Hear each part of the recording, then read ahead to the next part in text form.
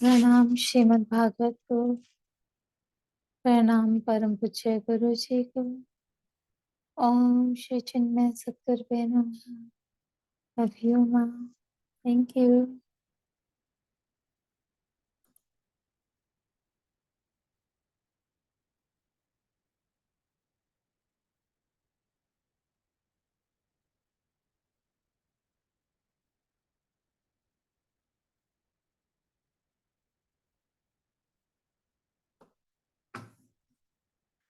कल हमने देखा कि कैसे सूत जी ने सभी प्रश्नों के उत्तर देने आरंभ किए। जहाँ सबसे पहले उन्होंने बताया था कि परम कल्याण की बात कौन सी है। तो जिस बात से भगवान के चरण में दृढ़ प्रेम स्थापित हो जाए वही बात परम श्रेय की है। चलिए आज हम आगे देखते हैं कि उन्होंने कर्तव्य का स्वरूप व प्रयोजन क्या बताया है, जैसे कि प्रश्न में पूछा गया था।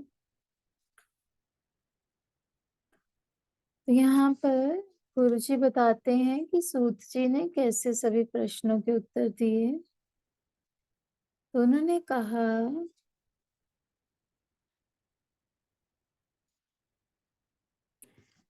कहा, अच्छा, अब एक और बात है। हम सब धर्म का अर्थात कर्तव्य का बड़ा पालन करते रहते हैं, लेकिन इस कर्तव्य पालन का फल क्या है इसके बारे में कभी सोचा है? हम लोगों का कुछ इस प्रकार का विचार रहता है कि हम जो जो कर्तव्य पालन करते हैं उससे हमको पैसा मिलना चाहिए, जगत में यानी संसार में प्रतिष्ठा मिलनी चाहिए, नाम कीर्ति मिलना चाहिए, प्रमोशन मिलना चाहिए, आदि आदि। और यदि नहीं मिलता तो हम कहते हैं मैं इतना काम करता हूँ लेकिन मुझे कुछ नहीं मिला। दूसरा आदमी काम नहीं करता फिर भी उसको प्रमोशन मिल गया, उसका स्थानांतरण भी नहीं होता है, उसको जो कुछ चाहिए वह मिलता रहता है, लेकिन मुझे तो कुछ भी नहीं मिलता। कर्तव्य पालन करने से मुझे क्या मिला? देखो, कर्तव्य पालन किसे कहते हैं? यहाँ पर कहा है धर्म सब अनुष्ठित पुंसाम विश्वक्य सेन कथासु यः नो उत्पातेद यद्यदि रतिम श्रम एव ही केवलम। जो धर्म पालन हमारे मन में भगवान के लिए, उनकी कथा के लिए प्रेम उत्पन्न नहीं करता, वह धर्म पालन केवल परिश्रम है। यह ध्यान में रखने योग्य बात है। देखो, कर्तव्य पालन सही रूप से हुआ हो तो उसमें हमें आनंद का अनुभव होना चाहिए। ऐसा नहीं लगना चाहिए कि मैं इतना समय लगाता हूँ, इतना सिर लगाता हूँ, फिर भी इससे मुझे क्या लाभ हुआ। जिसके लिए हम कर्तव्य पालन करते हैं उसके लिए हमारे मन में प्रेम उत्पन्न होना चाहिए। यदि प्रेम का वर्धन और आनंद का अनुभव नहीं हुआ तो वह कर्म व्यर्थ है। जीवन में हम लोग कब इतना सोचते हैं कि हमारे सभी कर्मों का, हमारे सभी कर्तव्यों का क्या प्रभाव होगा या कैसा होना चाहिए उसके प्रति हमारा एटीट्यूड, बहुत कम हम ऐसा सोचते हैं। तो यहाँ पर सूत जी ने बहुत ही क्लियरली इस बारे में बताया है कि यदि प्रेम का वर्धन और आनंद का अनुभव नहीं हुआ तो वह कर्म व्यर्थ है। जैसे एक व्यक्ति ऑफिस में काम करने के लिए जाता है और दूसरा अपने शौक का कार्य या मन पसंद काम करने के लिए जाता है। तो ये दोनों प्रकार के कर्म कर्म तो हैं, लेकिन दोनों में कितना अंतर होता है। अपने मन का कार्य कोई कितने ही घंटों तक करता रहे तो भी उसको उससे थकावट या ऊब नहीं होती, वरना आनंद का अनुभव होता है। जैसे इस भागवतम कथा को कहने में बस कहते रहें, सुनते रहें, कहीं रुके ही ना, ऐसा आनंद का अनुभव होता है। तो आगे कहते हैं, उससे नया नया प्रेम बढ़ता जाता है। लेकिन दूसरा जो काम है उसे कैसे करते हैं? ऑफिस का समय हुआ, 10 बज गए, तो ऐसे जाते हैं जैसे किसी कसाई खाने में जा रहे हो वहां पर कटने के लिए। कई बार तो जब 10 बज जाते हैं तब कहा जाता है कि अभी तक तुम गए नहीं, तो बोले जाएंगे, क्या जल्दी है। और सिनेमा शो या नाटक देखना जाना हो तो वहां पे 15 मिनट आधा घंटा पहले से जाकर बैठ जाते हैं। देखिए, हर चीज के लिए समय निकल आता है यदि हम चाहें तो। हर चीज के लिए समय निकल आता है यदि हम चाहें तो।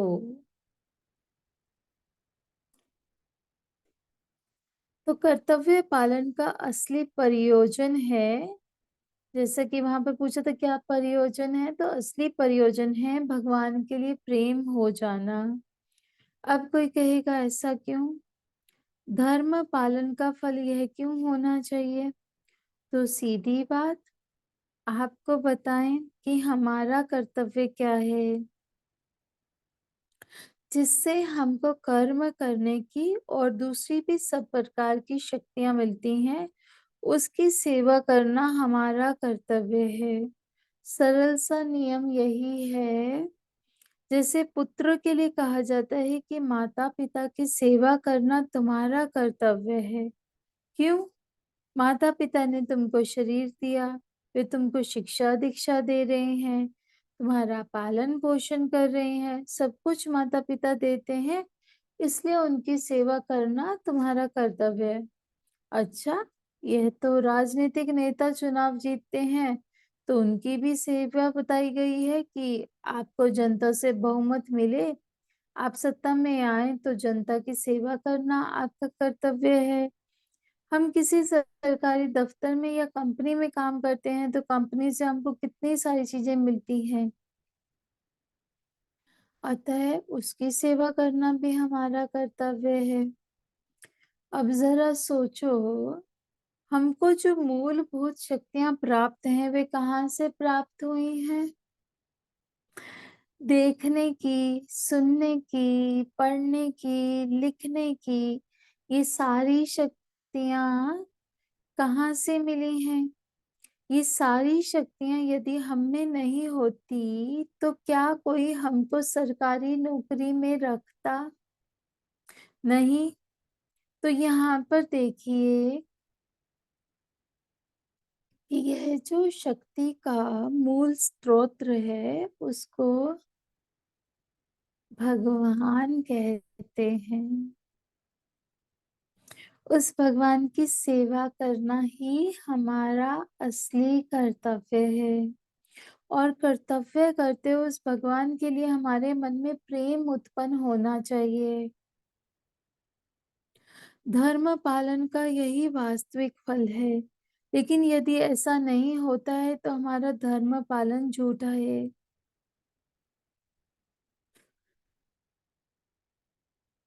लेकिन यदि ऐसा नहीं होता तो हमारा धर्म पालन झूठा है, असली नहीं है। देखिए, जो बच्चा अपने माता पिता की सेवा करता है उनके प्रति उस बच्चे का प्रेम भी बढ़ता है और वही उसका कर्तव्य भी है। अन्य तो श्रम एव ही केवलम, सारा का सारा श्रम ही है। जब मन में प्रेम नहीं होता है तो उस काम को करना श्रम लगता है, सिर पर एक बोझ सा लगता है। अब आगे एक बहुत सुंदर बात बताई गई है धर्म, अर्थ, काम, मोक्ष के विषय में ध्यान से सुनना चाहिए। देखिए, सबसे पहले हम अपने जीवन में क्या चाहते हैं? सबसे पहले हम अपनी सुरक्षा चाहते हैं। सुरक्षा के लिए जो प्रयत्न करता है, उसी को शास्त्रीय भाषा में कहते हैं अर्थ, पुरुषार्थ। जब हम अपने आप को सुरक्षित कर लेते हैं, तब फिर हमारी इच्छा होती है भोग करने की।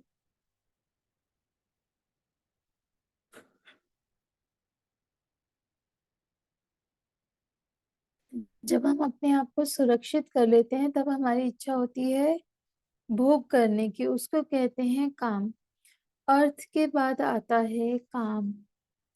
ये जैसे हम कभी कहीं जाते हैं, तो सबसे पहले देखते हैं कि हमारा कमरा कौन सा है और वह मच्छरों से सुरक्षित है या नहीं।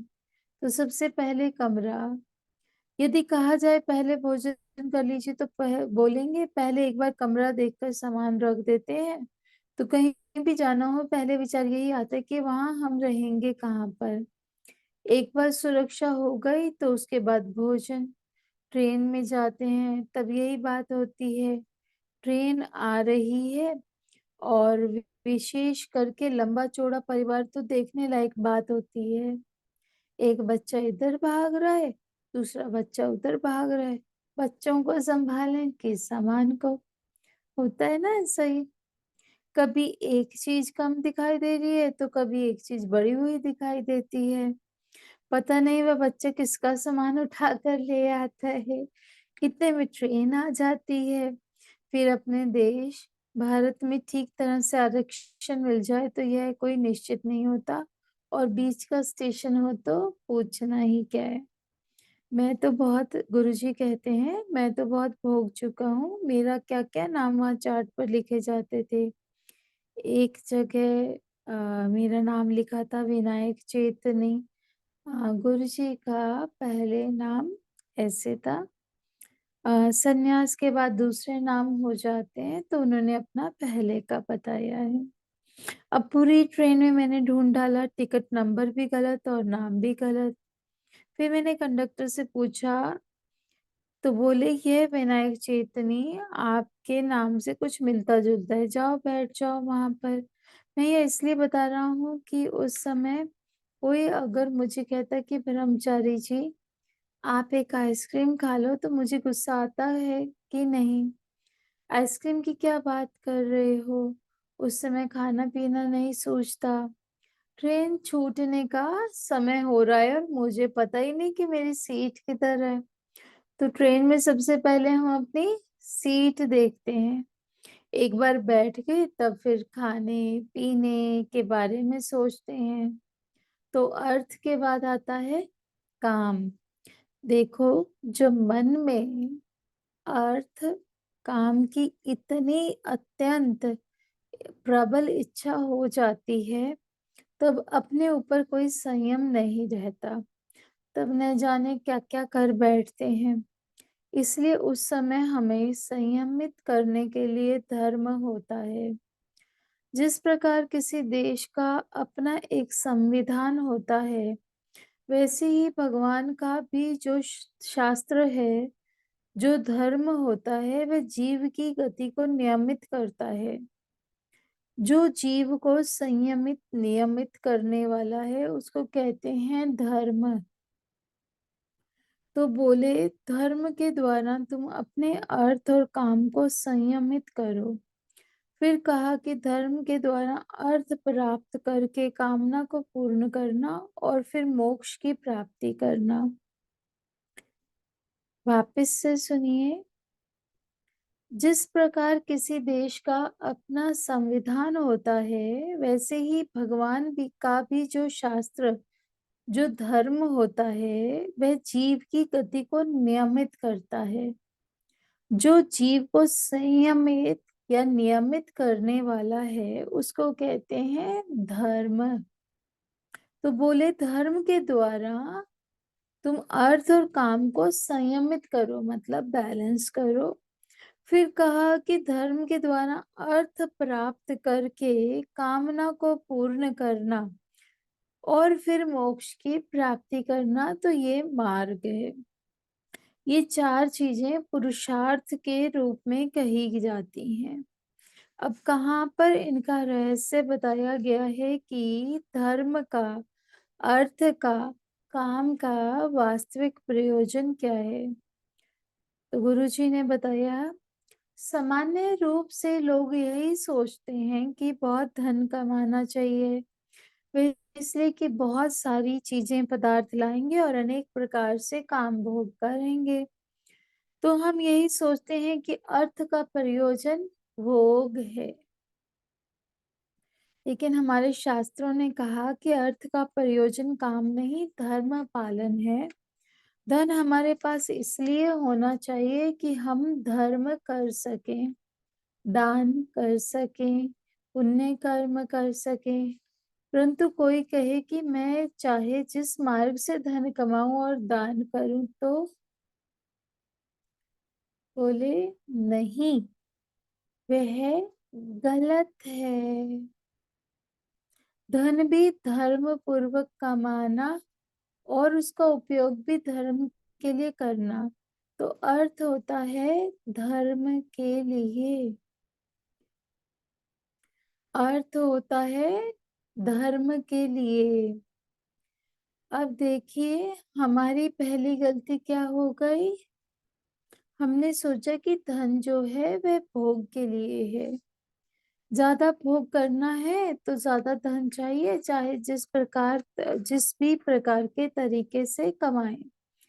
बोले नहीं, अर्थ है धर्म के लिए। तो फिर धर्म का प्रयोजन क्या है। बड़ी विचित्र बात है।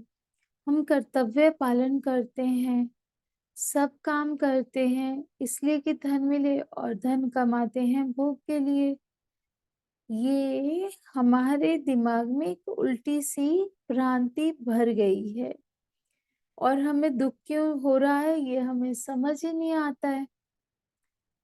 हमने इन पुरुषार्थों के प्रयोजन ठीक से समझे ही नहीं। अरे कर्तव्य करते हैं, कोई दान पुण्य धर्म करते हैं, वह क्या केवल ज्यादा पैसा प्राप्त करने के लिए होता है। आज मैं इसको 5 पैसे दूंगा तो आगे मुझे 5 करोड़ रुपए मिलेंगे। आदमी ऐसे ही सोचते हैं। 5 पैसे इन्वेस्ट करके 5 करोड़ कमाना चाहते हैं। बोले नहीं, धर्म का प्रयोजन है मोक्ष। धर्मस्य है अपवर्गस्य, न अर्थो अर्थया योग कल्पते। धर्म का पालन मोक्ष प्राप्ति के लिए है, अर्थ का प्रयोजन धर्म के लिए है। तो फिर काम का प्रयोजन क्या है। हम विषय भोग, काम भोग करते हैं, वे किस लिए है। जरा सोचो, पराये लोग पैसा क्यों कमाते हैं। भोग के लिए।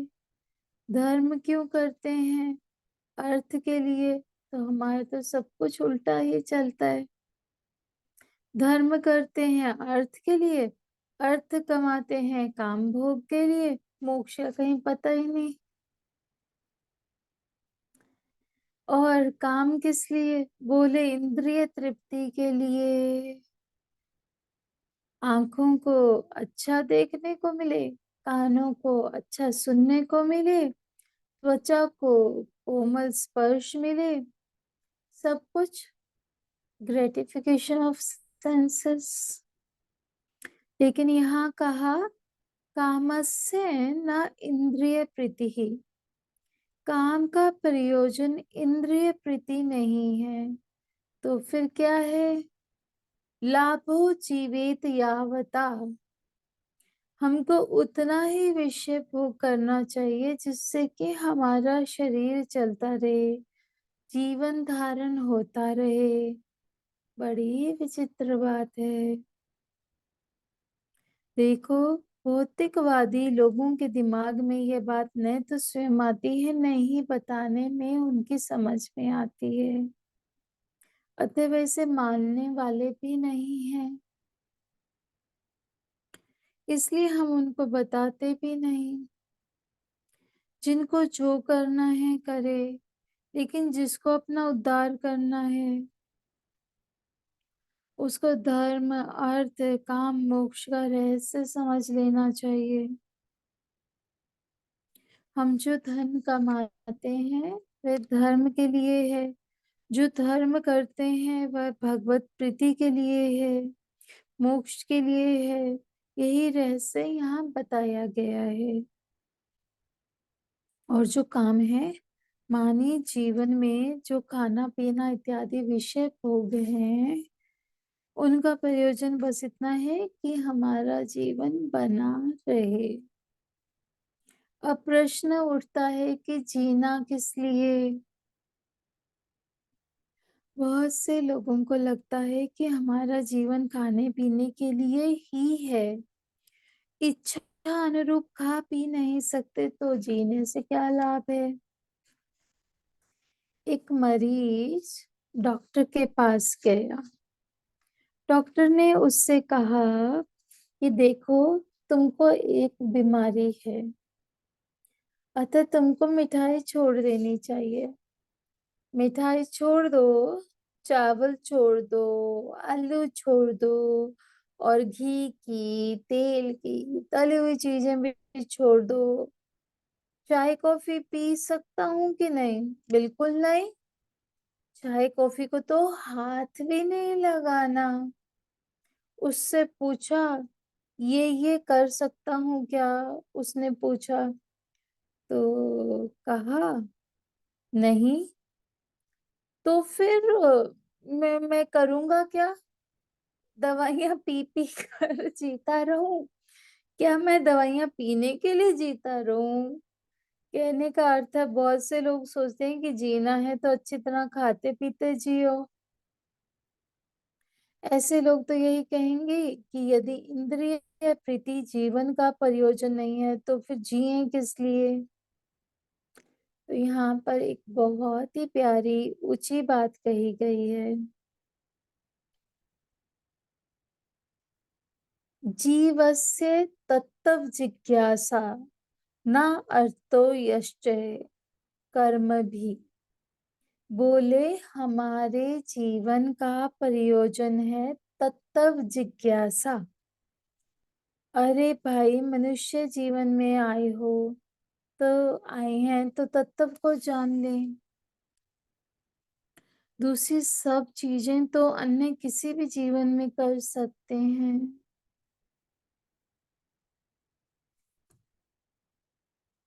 फिर आगे गुरुजी ने बड़ी सुंदर एक किसी की कहानी बताई है। एक आदमी था, बहुत पान खाता रहता था। पान बाहर चूना मसाला सब लगा के पान खाता था।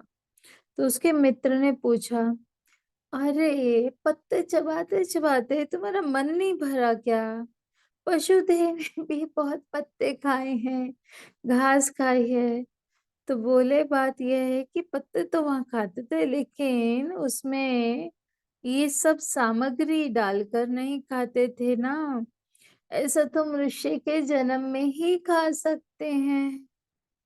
बंगाली पान, मगही पान, मद्रासी पान, मीठा पान, बनारसी पान और ना जाने कितने प्रकार के पान।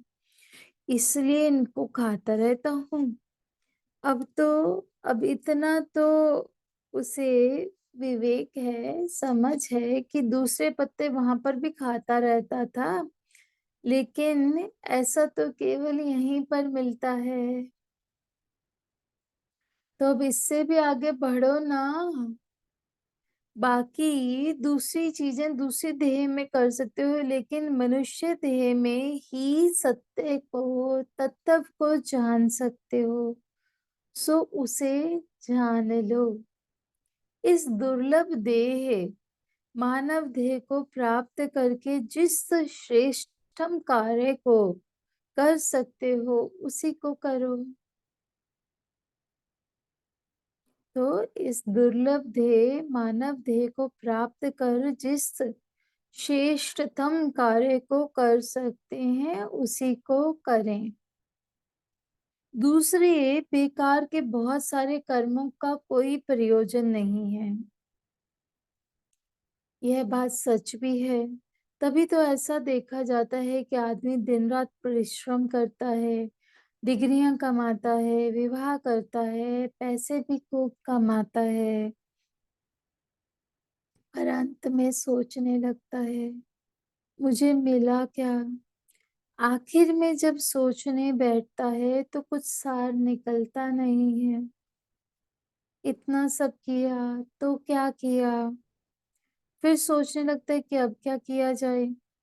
बस एक लेटर पैड पे बहुत सारी डिग्रियां छपवा लेता है या एक नेम प्लेट लगवा लेता है,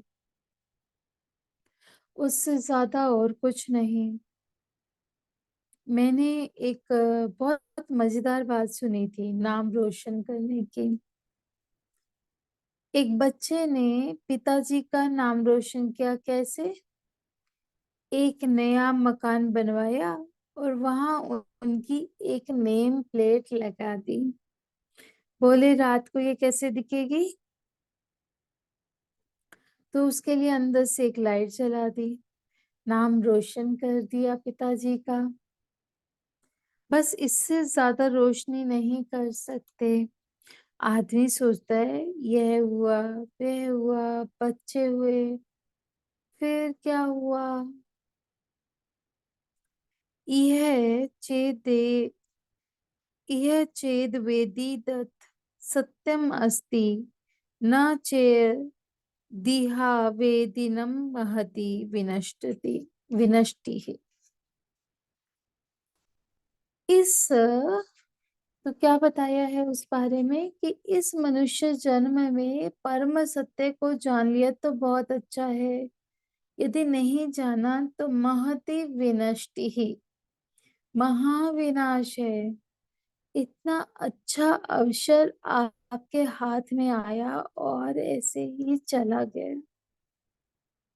बड़ी मुश्किल से, बड़ी ही दुर्लभता से ये मनुष्य जन्म मिलता है।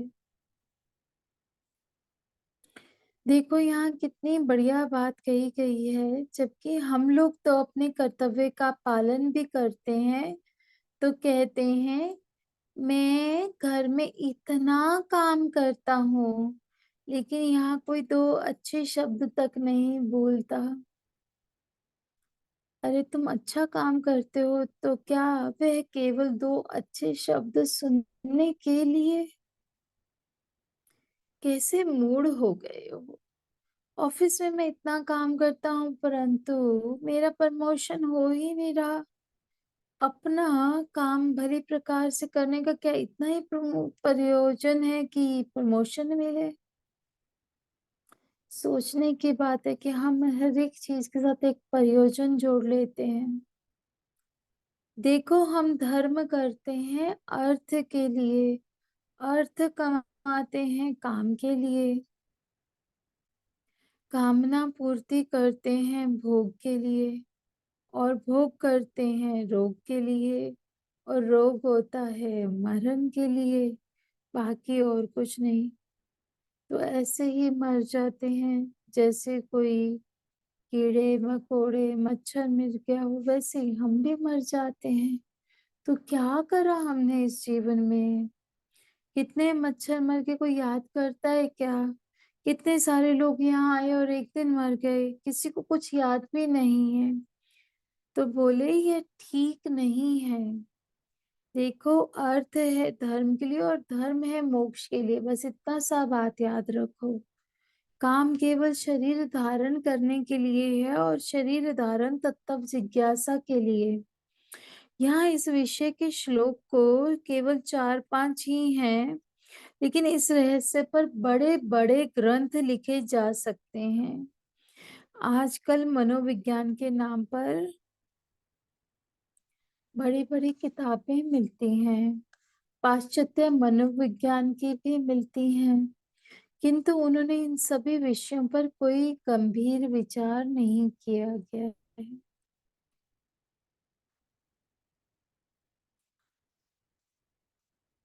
वो सभी पुस्तकें मन के या माइंड के लेवल पर बात करती हैं, आत्मा के लेवल पर नहीं। चलिए, आगे है तत्व का स्वरूप, जिसे हम कल देखेंगे। सो कल तक के लिए सभी ईश्वर प्रेम में, ईश्वर भक्ति में बने रहें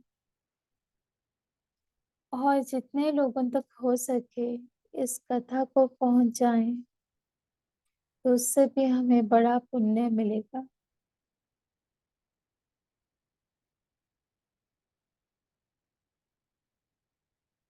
तो इससे आगे अब तत्व के प्रयोजन को समझने के लिए हम लोग कल मिलते हैं। आप सभी के चरणों में कोटि कोटि प्रणाम। बोलिए बांकेलाल बिहारी जी की जय। हरे कृष्णा, हरे कृष्णा, हरे कृष्णा।